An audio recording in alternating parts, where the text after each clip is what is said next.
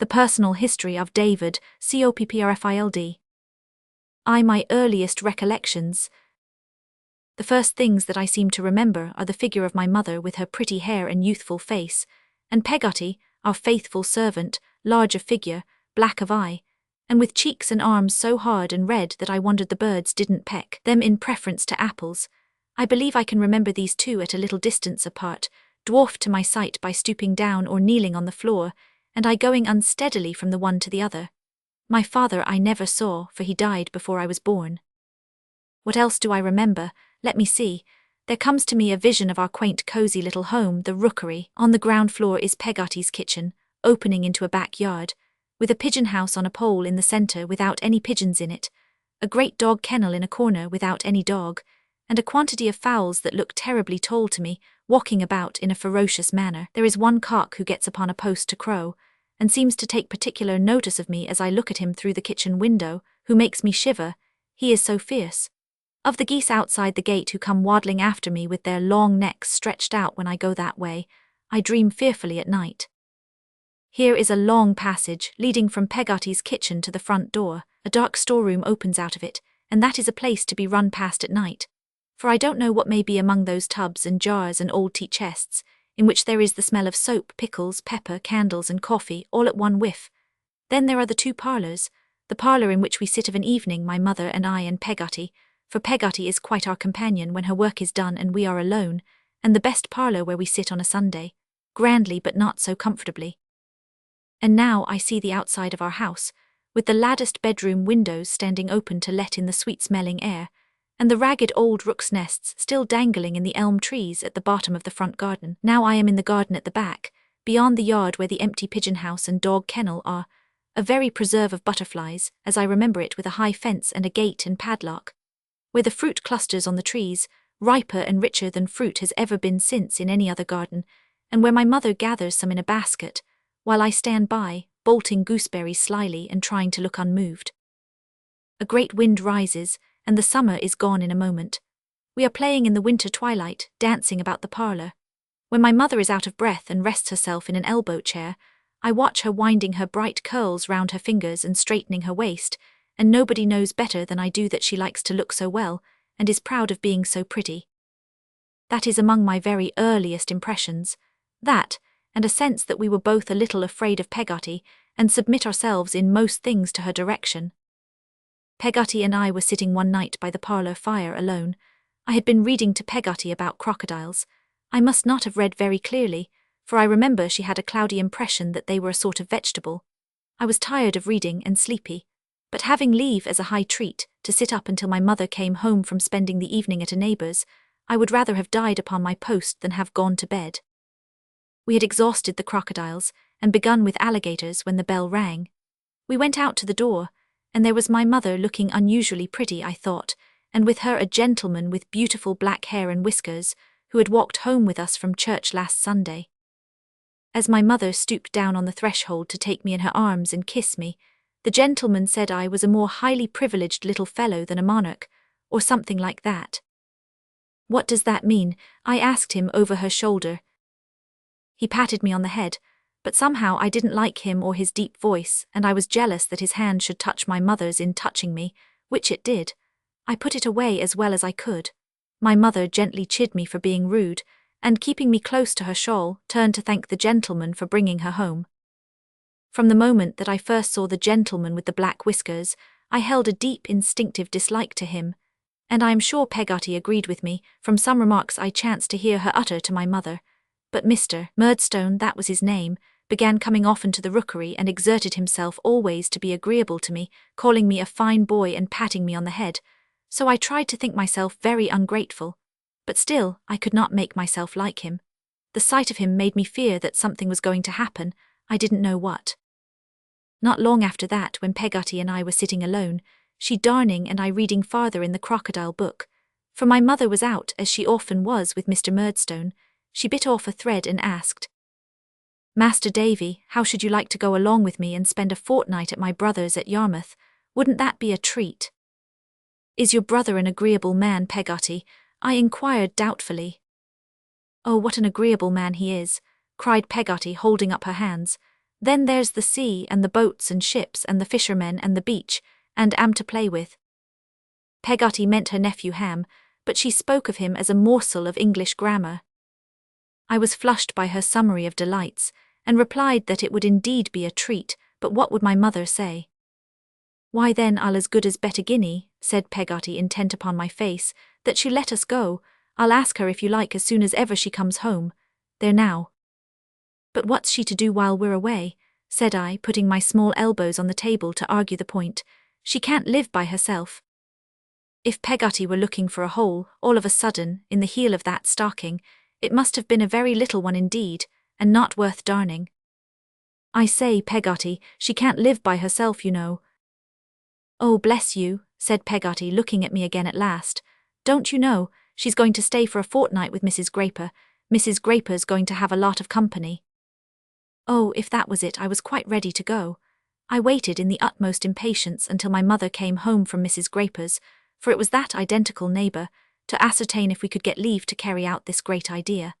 Without being nearly so much surprised as I had expected, my mother entered into it readily, and it was all arranged that night, and my board and lodging during the visit were to be paid for. The day soon came for our going. It was such an early day that it came soon, even to me, who was in a fever of expectation, and half afraid that an earthquake or a fiery mountain, or some other accident might stop the expedition. We were to go in a carrier's cart, which departed in the morning after breakfast. I would have given any money to have been allowed to wrap myself up overnight, and sleep in my hat and boots. It touches me nearly now, although I tell it lightly, to recollect how eager I was to leave my happy home, to think how little I suspected what I did leave forever. I am glad to recollect that when the carrier began to move, my mother ran out at the gate and called to him to stop, that she might kiss me once more. I am glad to dwell upon the earnestness and love with which she lifted up her face to mine. As we left her standing in the road, Mr. Murdstone came up to where she was and chided her for being so moved. I was looking back round the awning of the cart, and wondered what business it was of his. Peggotty, who was also looking back on the other side, seemed anything but satisfied, as the face she brought back into the cart denoted. The carrier's horse was the laziest horse in the world, I thought, as he shuffled along with his head down. But Peggotty had brought along a basket of refreshments which would have lasted us handsomely for a journey 3 times as long, and at last we drove up to the Yarmouth Tavern, where we found Ham awaiting us. He was a huge, strong fellow, about 6 feet high, with a simple, good-natured face. He put me upon his shoulder and my box under his arm, and trudged away easily down a lane littered with shipbuilders' odds and ends, past forges, yards, and gasworks, till we came out upon an open waste of sand, with the sea pounding upon it and eating away at it. Then Ham said, "Yon's our house, Mas'r Davy." I looked in all directions as far as I could and away at the sea, but no house could I make out. There was a black barge, or some other kind of boat, not far off, high and dry on the ground, with an iron funnel sticking out of it for a chimney and smoking very cosily, but nothing else in the way of a house that was visible to me. "That's not it," said I, "that ship-looking thing." "That's it, Mas'r Davy," returned Ham. If it had been Aladdin's palace, roc's egg and all, I suppose I could not have been more charmed with the idea of living in it. There was a delightful door cut in the side, and it was roofed in, and there were little windows in it. But the charm of it was that it was a real boat which had no doubt been upon the water hundreds of times, and which had never been intended to be lived in on dry land. It was beautifully clean inside, and as tidy as possible. There was a table and a Dutch clock and a chest of drawers and a tea tray with a painting on it. The tray was kept from tumbling down by a Bible, and the tray, if it had tumbled down, would have smashed a quantity of cups and saucers and a teapot around the book. On the walls there were some coloured pictures, framed and glazed, of scripture subjects. There were some hooks in the beams of the ceiling whose use I did not know, and some lockers and boxes scattered around, which served for seats. One thing I particularly noticed in this delightful house was the smell of fish, which was so searching that when I took out my pocket handkerchief to wipe my nose, I found it smelt exactly as if it had wrapped up a lobster. On my whispering this to Peggotty, she informed me that her brother dealt in lobsters, crabs, and crawfish, and I afterwards found that a heap of these creatures, in a state of wonderful confusion with one another, and never leaving off pinching whatever they laid hold of, were usually to be found in a little wooden lean-to where the pots and kettles were kept. We were welcomed by a very civil woman in a white apron, whom I had seen courtesying at the door when I was on Ham's back, about a quarter of a mile off. Likewise by a most beautiful little girl with a necklace of blue beads, who wouldn't let me kiss her when I offered to, but ran away and hid herself. By and by, when we had dined in a sumptuous manner off boiled fish, melted butter and potatoes with a chop for me, a hairy man with a very good-natured face came home. As he called Peggotty lass and gave her a hearty smack on the cheek, I had no doubt that he was her brother, and so he turned out, being presently introduced to me as Mr. Peggotty, the master of the house. "Glad to see you, sir," said Mr. Peggotty. "You'll find us rough, sir, but you'll find us ready." I thanked him, and replied that I was sure I should be happy in such a delightful place.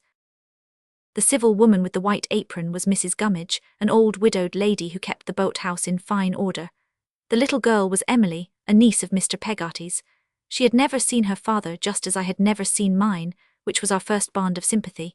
She had lost her mother, too, and as we played together happily in the sand, I told her all about my mother, and how we had only each other, and I was going to grow up right away to take care of her. Of course I was quite in love with little Emily. I am sure I loved her quite as truly as one could possibly love, and I made her confess that she loved me. So when the golden days flew by and the time of parting drew near, our agony of mind was intense. The farewells were very tearful, and if ever in my life I had a void in my heart, I had one that day. I am ashamed to confess that the delightful fortnight by the sea had driven out all thoughts of home, but no sooner were we on the return journey than the home longing came crowding in upon me tenfold. I grew so excited to see my mother that it seemed as if I couldn't wait for that blundering old cart. But Peggotty, instead of sharing in these transports, tried to check them, though very kindly, and looked confused and out of sorts. The rookery would come, however, in spite of her, when the carrier's horse pleased, and did. How well I recollect it, on a cold, grey afternoon with a dull sky threatening rain. The door opened and I sprang in, half laughing and half crying as I looked for my mother. It was not she who met me, but a strange servant. "Why, Peggotty," I said ruefully, "isn't she come home?" Yes, Master Davy," said Peggotty. "She's come home. Wait a bit, Master Davy, and I'll tell you something." "Peggotty," said I, quite frightened, "what's the matter?" "Nothing's the matter, bless you, Master Davy dear," she answered with an air of cheerfulness. "Something's the matter, I'm sure. Where's Mamma?" "Master Davy," said Peggotty, untying her bonnet with a shaking hand and speaking in a breathless sort of way, "what do you think? You have got a pa." I trembled and turned white. Something, I don't know what or how, connected with my father's grave in the churchyard, and the raising of the dead, seemed to strike me like an unwholesome wind. "A new one," said Peggotty. "A new one," I repeated. Peggotty gave a gasp, as if she were swallowing something that was very hard, and putting out her hand said, "Come and see him." "I don't want to see him." "And your mamma," said Peggotty. I ceased to draw back, and we went straight to the best parlour, where she left me. On one side of the fire sat my mother, on the other Mr. Murdstone. My mother dropped her work and arose hurriedly but timidly, I thought.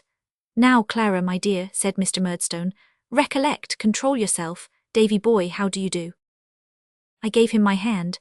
Then I went and kissed my mother. She kissed me, patted me gently on the shoulder, and sat down again to her work. I could not look at her, I could not look at him.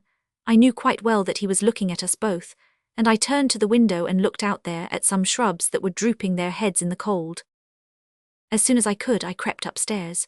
My old dear bedroom was changed, and I was to lie a long way off.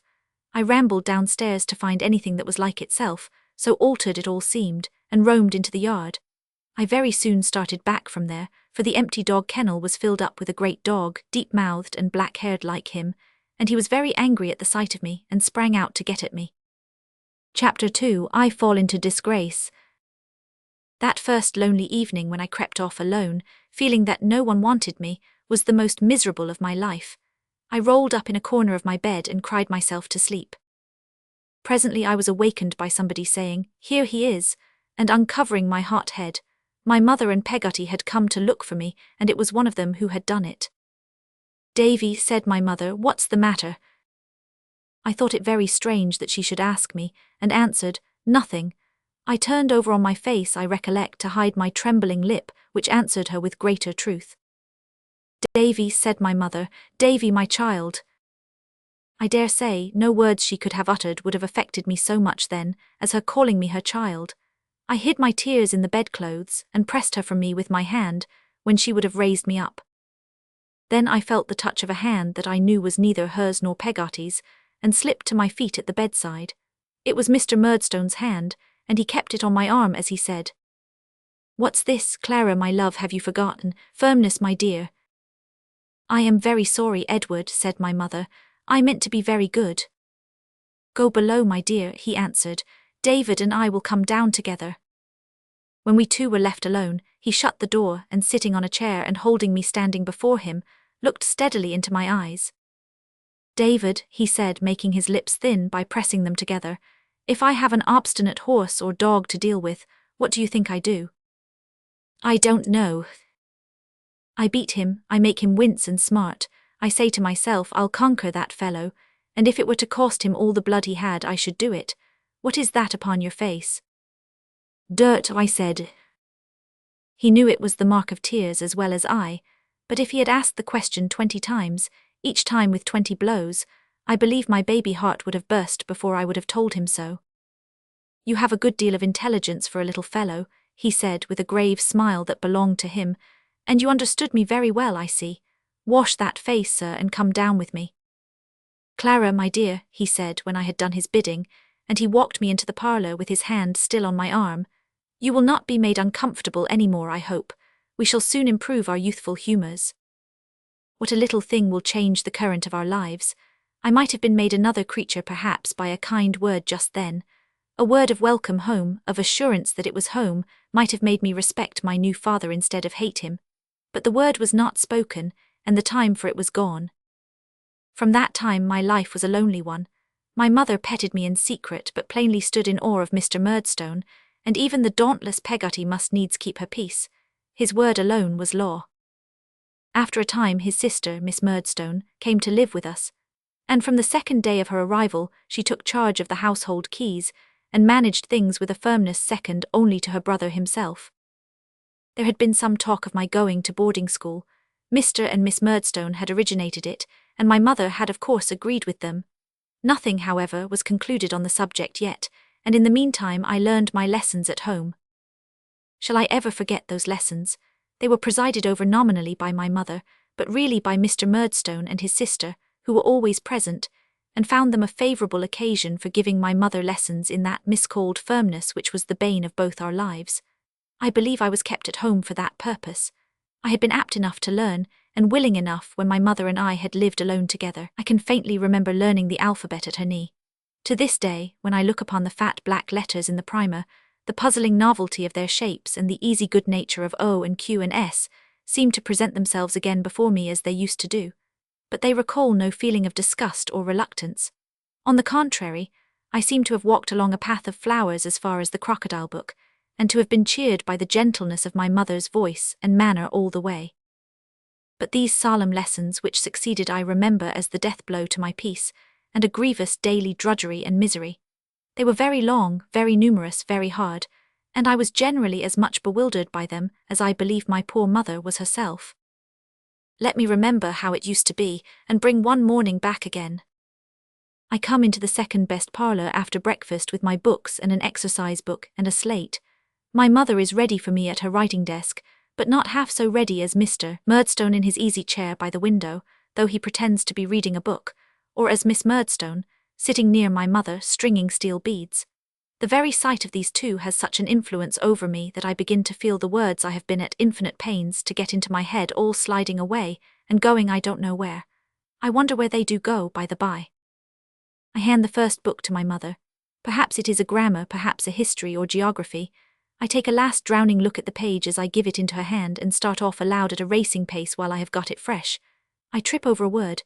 Mr. Murdstone looks up. I trip over another word. Miss Murdstone looks up. I redden, tumble over half a dozen words and stop. I think my mother would show me the book if she dared, but she does not dare, and she says softly, "Oh, Davy, Davy." "Now, Clara," says Mr. Murdstone, "be firm with the boy. Don't say, 'Oh, Davy, Davy.' That's childish. He knows his lesson, or he does not know it." "He does not know it," Miss Murdstone interposes awfully. I am really afraid he does not, says my mother. Then you see, Clara, returns Miss Murdstone, you should just give him the book back and make him know it. Yes, certainly, says my mother. That is what I intend to do, my dear Jane. Now, Davy, try once more and don't be stupid. The natural result of this treatment was to make me sullen, dull, and dogged, and my temper was not improved by the sense that I was daily shut out from my mother. One morning, after about 6 months of these lessons, when I went into the parlour with my books, I found my mother looking anxious, Miss Murdstone looking firm, and Mr. Murdstone binding something round the bottom of a cane. A lithe and limber cane, which he left off binding when I came in, and poised and switched in the air. Now, David, he said, you must be far more careful today than usual. He gave the cane another poise and another switch, and laid it down beside him with an expressive look and took up his book. This was a good freshener to my presence of mind as a beginning. I felt the words of my lesson slipping off, not one by one or line by line, but by the entire page. I tried to lay hold of them, but they seemed, if I may so express it, to have put skates on and to skim away from me with a smoothness there was no checking.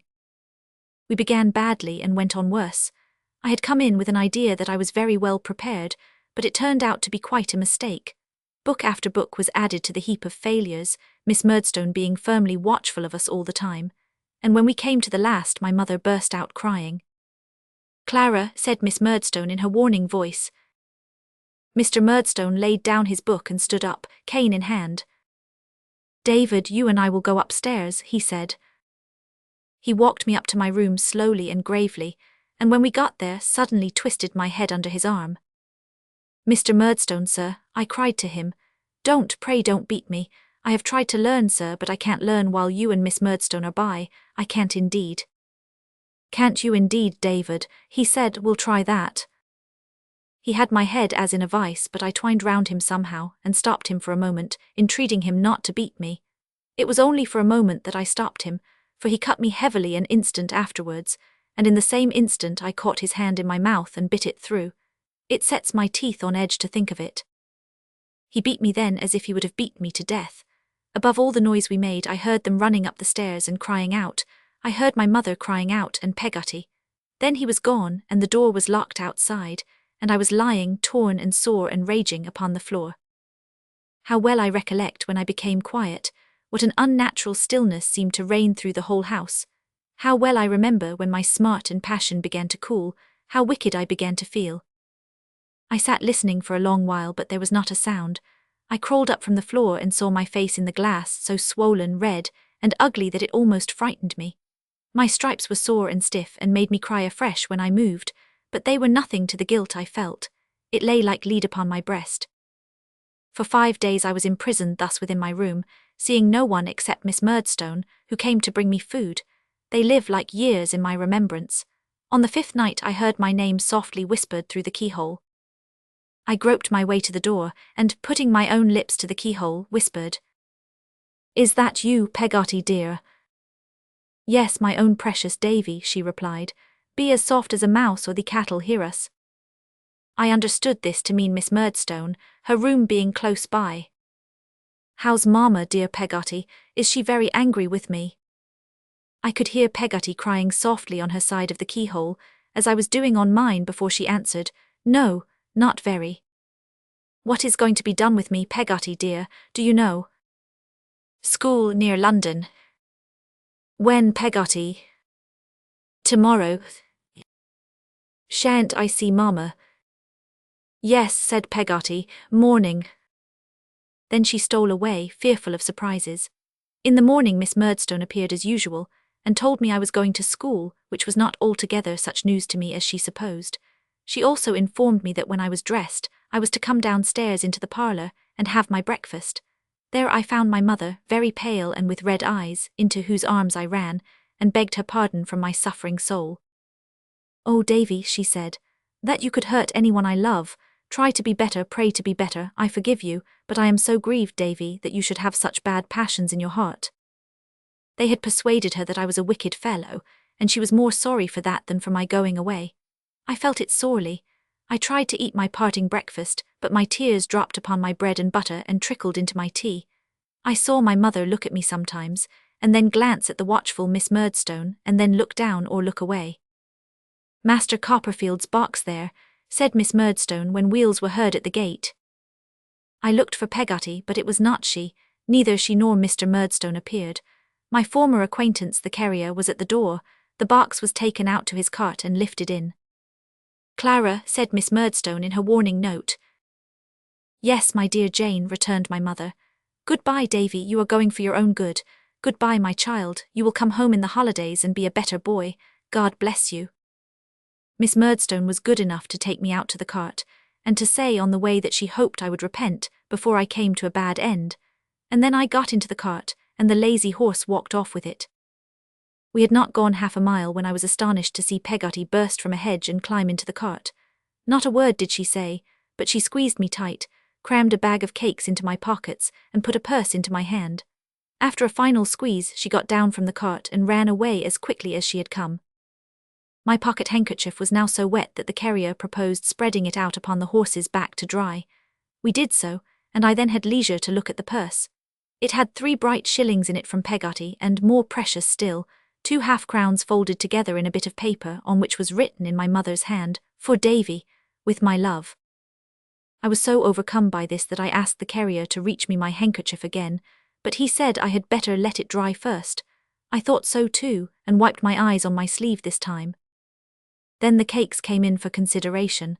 I offered the carrier one which he ate at a gulp, without the slightest change of expression. "Did she make 'em?" asked the carrier, whose name, by the way, was Barkis. "Peggotty, you mean, sir?" "Ah," said Mr. Barkis, "her." "Yes, she makes all our pastry and does all our cooking." Mr. Barkis said nothing for some moments, then, "Perhaps you might be written to her later on." "Yes, indeed," I said. "Then you just say to her that Barkis is willin', would you?" "Yes, sir," I replied, considerably puzzled by the message, and I did deliver it the very first time I wrote to Peggotty. I did not then know that the carrier meant by being willing, he wanted to marry my good Peggotty and was too shy to say so for himself. At Yarmouth I changed to the coach for London, and at London to still another coach for Salem, the school, and so, after a long, wearisome journey, I reached my new destination. Another leaf of my life was turned over, and a fresh one begun. Chapter 3, School, Steerforth and Traddles. Salem House was a square brick building with wings. The schoolroom was very long, with 3 rows of desks running the length of it, and bristling all around with pegs for hats and slates. Scraps of copybooks and exercises littered the floor. The other students had not yet returned from their holidays when I took my first peep into this room, in company with Mr. Mell, one of the tutors. Presently I chanced to see a pasteboard sign lying upon a desk, and bearing these words: "Take care of Him. He bites." I hurriedly climbed upon the desk, fearful of a dog underneath, but saw none. "What are you doing there?" asked Mr. Mell. "I beg your pardon, sir," I replied. "If you please, I'm looking for the dog." "Dog, what dog?" I pointed to the sign. "No, Copperfield," he said gravely. "That's not a dog, that's a boy.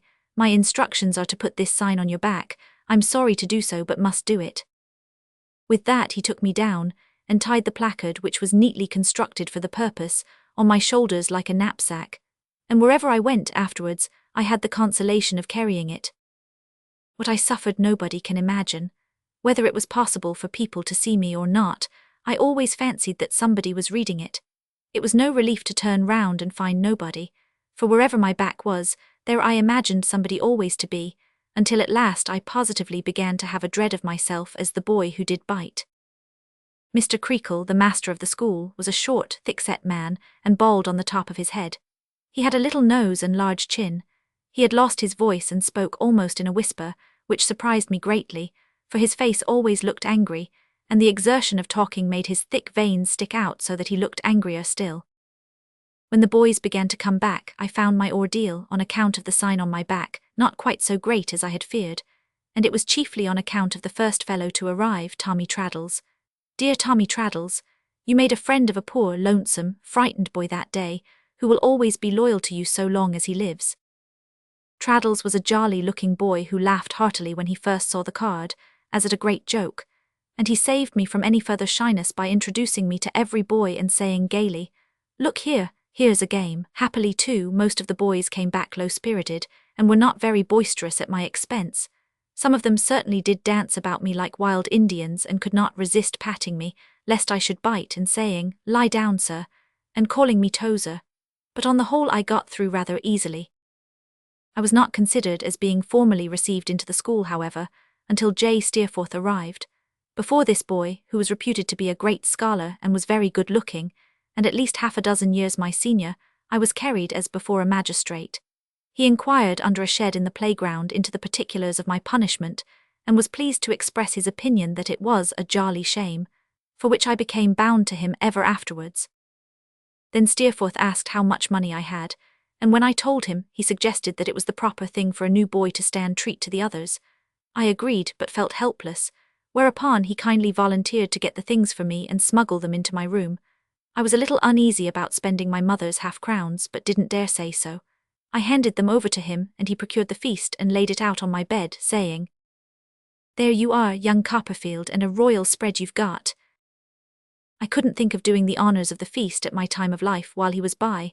My hand shook at the very thought of it.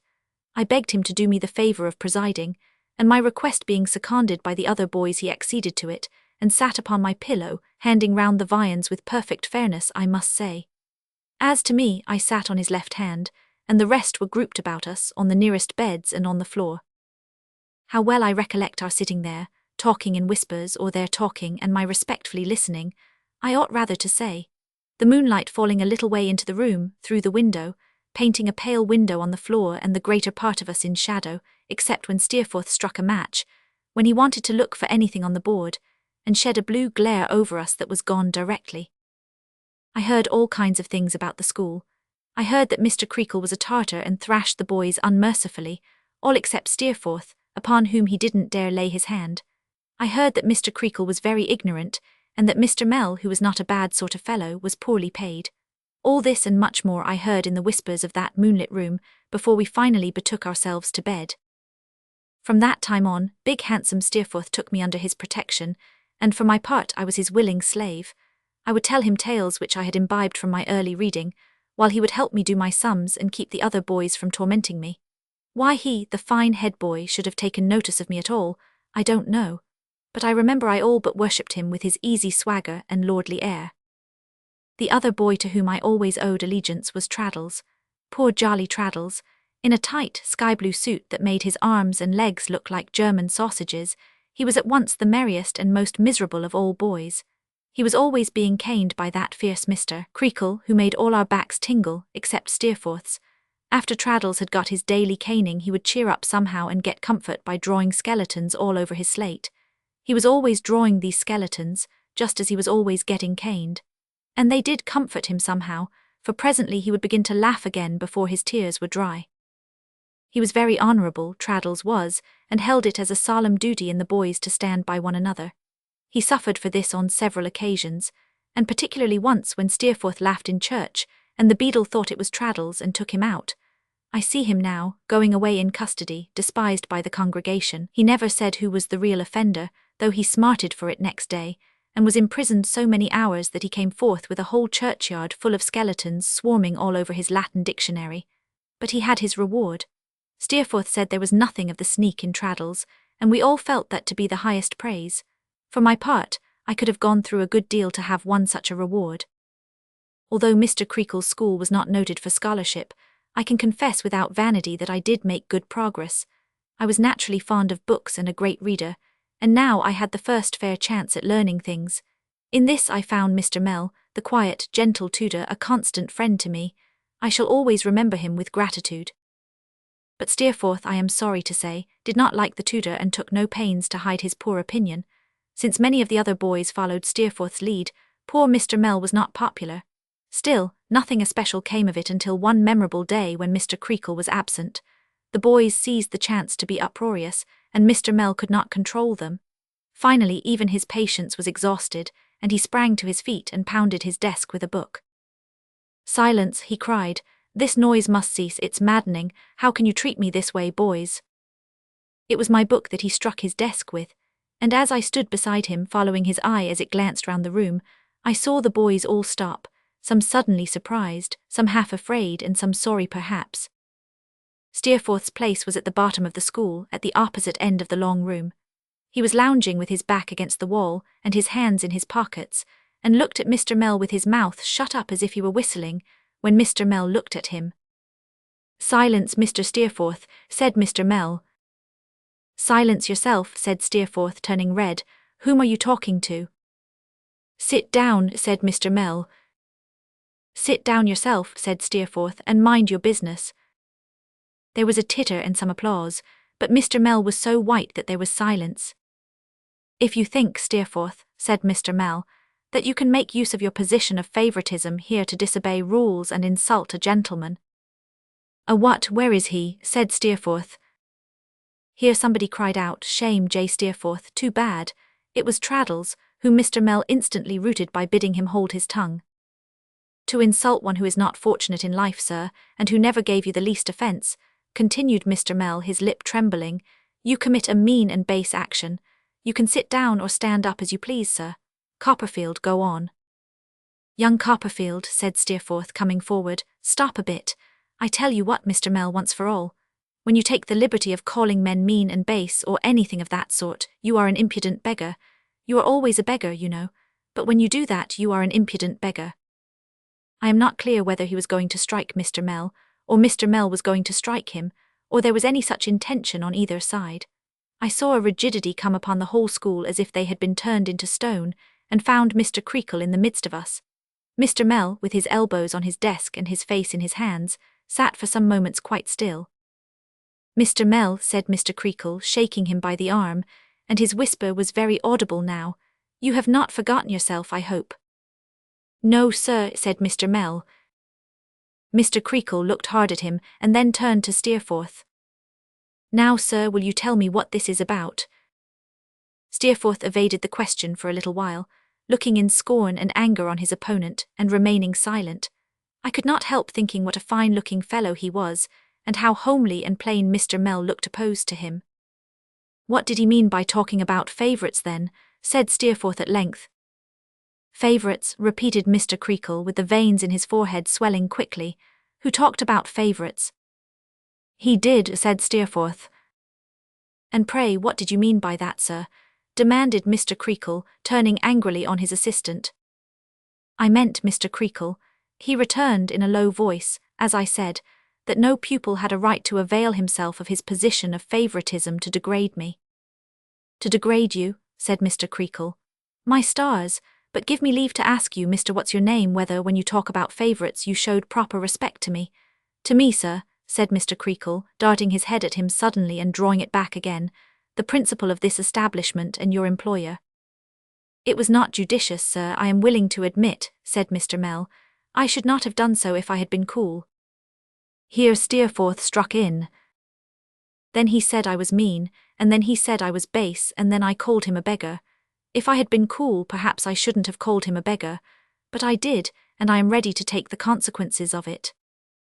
Without considering, perhaps, whether there were any consequences to be taken, I felt quite in a glow at this gallant speech. It made an impression on the boys, too, for there was a low stir among them, though no one spoke a word. "I am surprised, Steerforth, although your candour does you honour," said Mr. Creakle. "Does you honour, certainly. I am surprised, Steerforth, I must say, that you should attach such an epithet to any person employed and paid in Salem House, sir." Steerforth gave a short laugh. "That's not an answer, sir," said Mr. Creakle, "to my remark. I expect more than that from you, Steerforth." If Mr. Mell looked homely in my eyes before the handsome boy, it would be quite impossible to say how homely Mr. Creakle looked. "Let him deny it," said Steerforth. "Deny that he is a beggar, Steerforth," cried Mr. Creakle. "Why, where does he go a-begging?" "If he is not a beggar himself, his near relation's one," said Steerforth. "It's all the same." "What do you mean?" "Since you expect me, Mr. Creakle, to justify myself," said Steerforth, "and to say what I mean, what I have to say is that his mother lives on charity in an almshouse." Mr. Creakle turned to his assistant with a severe frown and laboured politeness. "Now you hear what this gentleman says, Mr. Mell. Have the goodness, if you please, to set him right before the assembled school." "He is right, sir, without correction," returned Mr. Mell in the midst of a dead silence. "What he has said is true." "Be so good then as to declare publicly, will you," said Mr. Creakle, putting his head on one side and rolling his eyes round the school, "whether it ever came to my knowledge until this moment?" "I believe not directly," he returned. "Why, you know not," said Mr. Creakle, "don't you, man?" "Sir, I think you knew my circumstances when I came here, and that a bare living wage—" "I think, if you come to that," said Mr. Creakle, with his veins swelling again bigger than ever, "that you've been in a wrong position altogether and mistook this for a charity school. Mr. Mell, we'll part if you please, the sooner the better." "There is no time," answered Mr. Mell, rising like the present. "Sir, to you," said Mr. Creakle. "I take my leave of you, Mr. Creakle, and of all of you," said Mr. Mell, glancing round the room and patting me gently on the shoulder. "James Steerforth, the best wish I can leave you is that you may come to be ashamed of what you have done today. At present, I would prefer to see you anything rather than a friend to me, or to anyone in whom I feel an interest." Then Mr. Mell walked out with his property under his arm. Mr. Creakle made a speech, in which he thanked Steerforth for asserting, though perhaps too warmly, the independence and respectability of Salem House, and which he wound up by shaking hands with Steerforth, while we gave 3 cheers.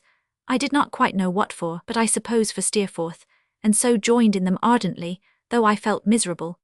Mr. Creakle then caned Tommy Traddles for being discovered in tears instead of cheers on account of Mr. Mell's departure, and went back to his sofa, or wherever he had come from. When he had gone there was an awkward silence. Somehow we all felt uncomfortable or ashamed. As for Steerforth, he said he was angry with Traddles and glad he had caught it. Poor Traddles, who was relieving himself as usual with a burst of skeletons, said he didn't care. Mr. Mell was ill-used. "Who has ill-used him, you girl?" said Steerforth. "Why, you have," returned Traddles. "What have I done?" said Steerforth. "What have you done?" retorted Traddles. "Hurt his feelings and lost him his situation." "His feelings," repeated Steerforth disdainfully. "His feelings will soon get the better of it, I'll be bound. His feelings are not like yours, Miss Traddles. As to his situation, which was a precious one, wasn't it? Do you suppose I am not going to write home and take care that he gets some money? Parley." We thought this intention very noble in Steerforth, whose mother was a widow, and rich and would do almost anything, it was said, that he asked her. We were all extremely glad to see Traddles so put down, and exalted Steerforth to the skies. But as I look back at it now, I should rather have been Traddles that day than any other boy in the room, and I think the other boys will say so too. I pass over all that happened at school, until the anniversary of my birthday came round in March. Except that Steerforth was more to be admired than ever, I remember nothing. He was going away at the end of the half-year, if not sooner, and was more spirited and independent than ever. But beyond this I remember nothing. The great event by which that time is marked in my mind seems to have swallowed up all lesser recollections, and to exist alone. It was after breakfast, and we had been summoned in from the playground, when Mr. Creakle entered and said, "David Copperfield is to go into the parlour." I expected a hamper from Peggotty, and brightened at the order. Some of the boys about me put in their claim not to be forgotten in the distribution of the good things, as I got out of my seat with great alacrity. But when I reached the parlour I saw no one except Mrs. Creakle, who held an open letter in her hand and looked at me gravely. "You are too young to know how the world changes every day," said Mrs. Creakle, "and how the people in it pass away. But we all have to learn it, David. Some of us when we are young, some of us when we are old, some of us at all times of our lives." I looked at her earnestly. "When you came away from home," said Mrs. Creakle after a pause, "were they all well?" After another pause, "Was your mamma well?" I trembled without distinctly knowing why, and still looked at her earnestly, making no attempt to answer. "Because," said she, "I grieve to tell you that I hear this morning your mamma is very ill." A mist arose between Mrs. Creakle and me, and her figure seemed to move in it for an instant. Then I felt the burning tears run down my face, and it was steady again. "She is very dangerously ill," she added. I knew all now. "She is dead." There was no need to tell me so. I had already broken out into a desolate cry, and felt an orphan in the wide world. She was very kind to me. She kept me there all day and left me alone sometimes, and I cried and wore myself to sleep and awoke and cried again.